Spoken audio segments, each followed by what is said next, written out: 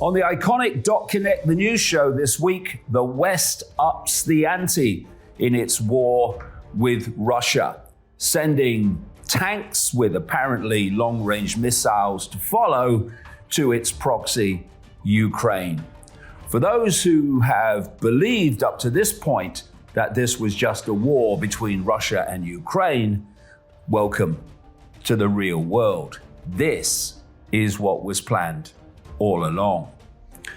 And then a car boss says that an affordable electric car is not viable. I beg your pardon? I thought electric cars were going to replace all the petrol and diesel cars for everybody. No.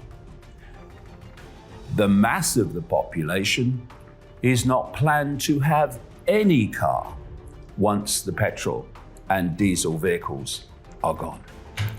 That's the Ickonic.Connect, the news show from 10 a.m. UK every Saturday, and you can take out a free 7-day trial whenever you want.